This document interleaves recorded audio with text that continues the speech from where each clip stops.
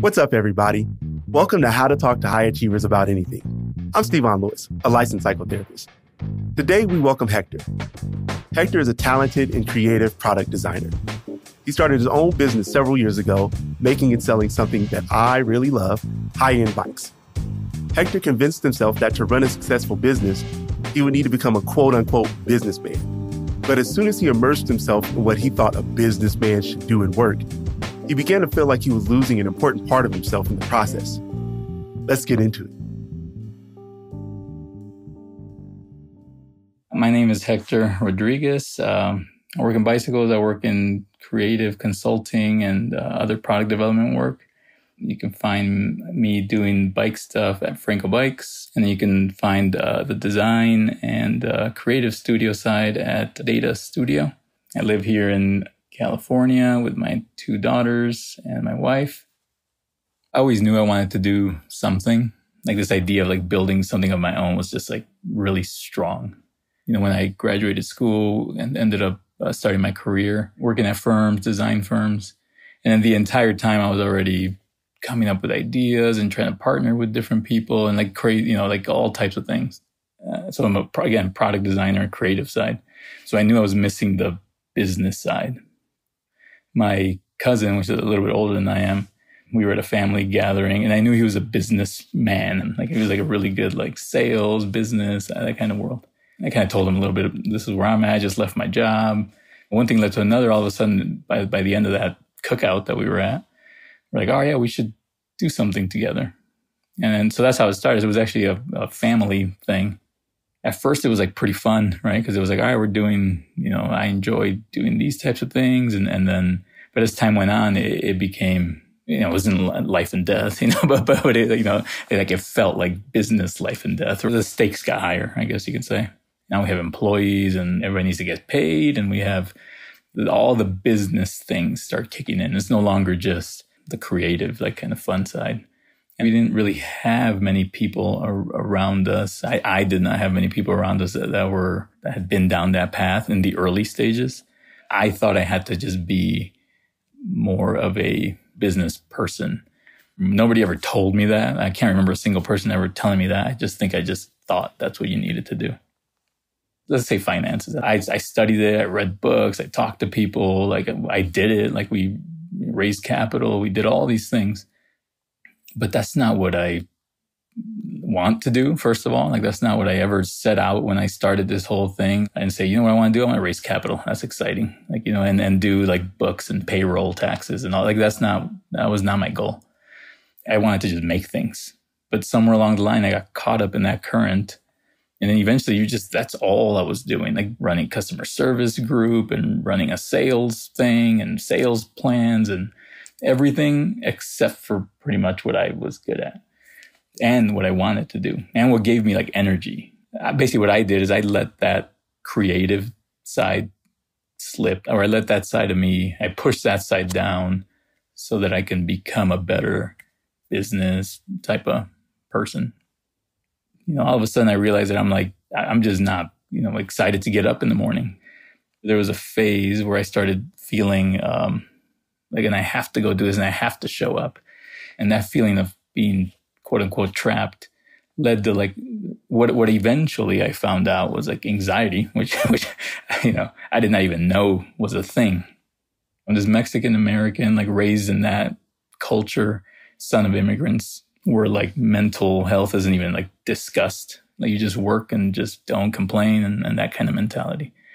Anyway, eventually it did just kind of get to the point where I'm like, all right, well, this is not working out at all. Something has to change. A lot of it was coming from me trying to play a role that wasn't, you know, naturally me. That was like kind of the first big moment. Like, all right, well, now I know that this is what I need to do. And I could feel it. I could feel that I need to make a switch and I need to go back to I just call it my roots, right? Like where this all started.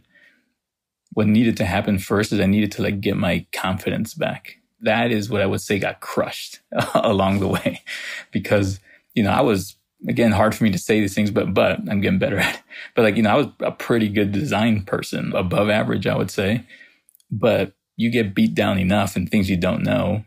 And then all of a sudden you just think you're just not good. And so I did some projects for some other folks, for some other companies. Then I remember like, oh, this is how it feels to like do stuff or it, somebody appreciate it. Because when you run a business, like it's like a thankless type of thing. Like nobody's like, hey, thanks for payroll. Like, nobody, so like some of these little projects I did started giving me some of that confidence back. I'm really good at this. Like, that's why I'm here. Like just how they're good at business, like they're not good at what you do. So like you're good at what you do. That's what you need to focus on. Once I could see it again, then I was able to make decisions without fear or as much fear. I could say, okay, well, here's what's going to happen then. And what's going to happen is that I'm going to have to figure out a way to like separate myself out from like the day-to-day operations of this business. If I look into the future, like it is much more clear for me, and it's just more like a feeling. Like I feel like it's right.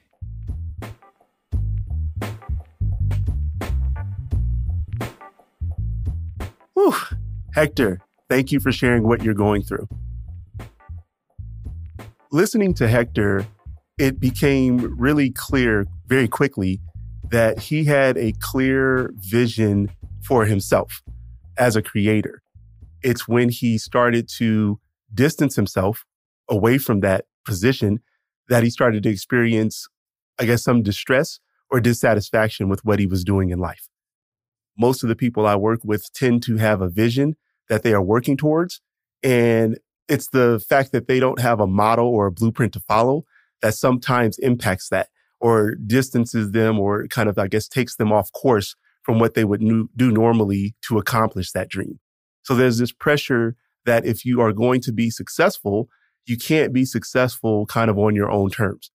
We are often pressured, or this sounds bad, maybe coerced into a box or into looking like everyone else. Sometimes it's kind of stated based on the spaces that we inhabit, and sometimes it comes internally. It serves to tell us that us moving forward in life the way we want to or have been isn't okay because it's different from the way others have done it in the past. And that's interesting to me because that's kind of counter to what innovation is. Innovation is about doing something that really hasn't been done before, or doing something that has been done before in a very new and unique and different way. And we should embrace that. It's hard as an individual when you aren't supported or you aren't encouraged to be that way. So for the Hectors of the world, I am going to say something that's probably going to sound really simple, but I think is profound, and hopefully they will too. You being in charge and getting to a place of creating something amazing and big and something that other people buy into and doing it the way you kind of naturally gravitated to doing that is what gives you license to further lean into yourself. You don't have to change and do it the way Stevon did it just because that's the way, Stevon and James and John and all those guys have done it. Hector's way is for Hector. And that's the level of kind of leaning into self and radical acceptance of self that I want people to get to, that I am okay doing it the way I do it because my way was for me. The part of Hector's story that I like is the fact that he got to this place of understanding that he's got to be himself. And so part of that was getting away from the businessman, persona and getting back to the artist or creative or designer persona that was him to begin with. Sometimes when we distance ourselves from who we are naturally, our perception of who we are becomes negatively impacted or skewed. Part of his growth is really around him coming to terms with who he is and doing things to get back to that. And I really enjoyed how he talked or spoke about this idea that he's got to get back to the things that he enjoyed. And some of that was done to kind of recalibrate his perception of self, to get him back to a place of understanding who he is. That hadn't disappeared. He didn't really change, but he kind of forgot who he was. And I think that what happened for him is that outside looking in, people are amazed at the fact of what he's created and how it's transpiring and what he's accomplishing.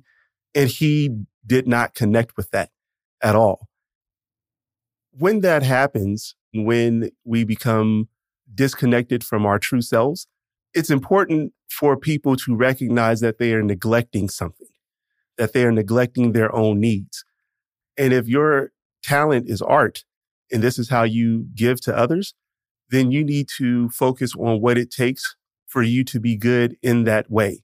So if you've got to do this unpleasant stuff, this stuff that you aren't really enthusiastic about, then you've got to balance that with doing things that you really love.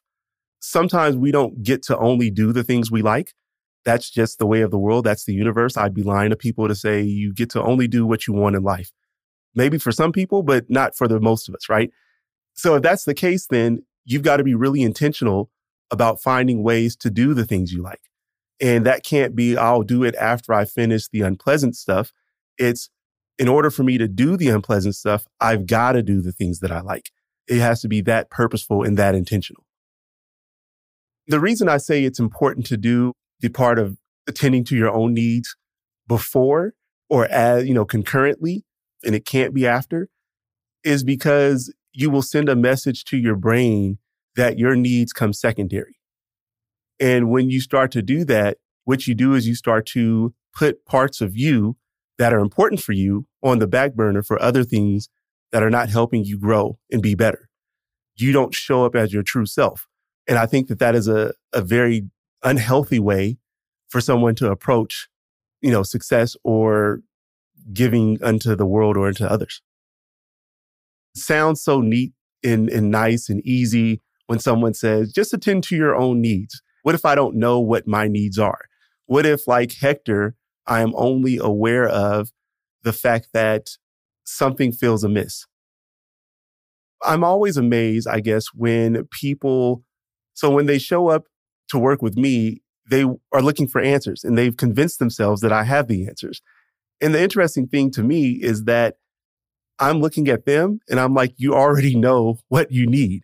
I just need to show you that you know. What I do is I ask questions and people can ask this question of themselves.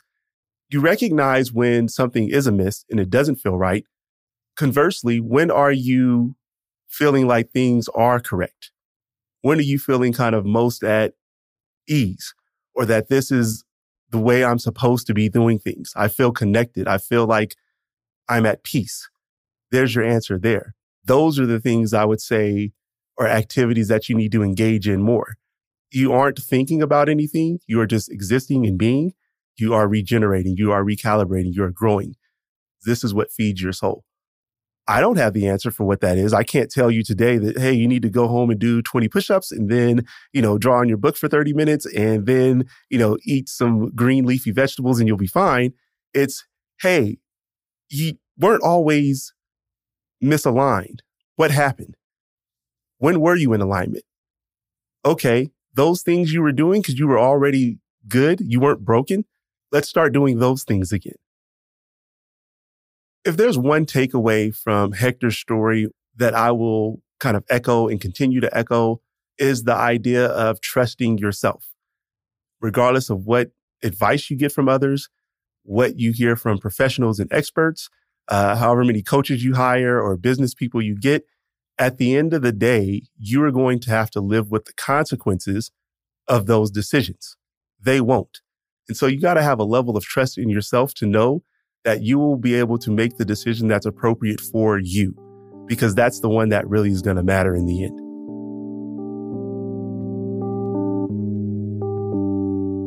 And that's a wrap. Thank you so much for listening to How to Talk to High Achievers About Anything. We have really big plans for our show, and we want you to be a part of it. We want to hear about your successes and challenges, your sacrifices, the ways you've celebrated, and what's ahead as you grow. Send our producer, Virginia, an email, and we'll get your story on the show. She's at virginia@lwcstudios.com. How to Talk to High Achievers About Anything is an original production of LWC Studios. Virginia Laura is the show's producer. Kojin Tashiro is our mixer. Juleka Lantigua is the creator and executive producer. I'm Stevon Lewis. On Twitter and Instagram, we're at Talk to Achievers. Bye, everybody.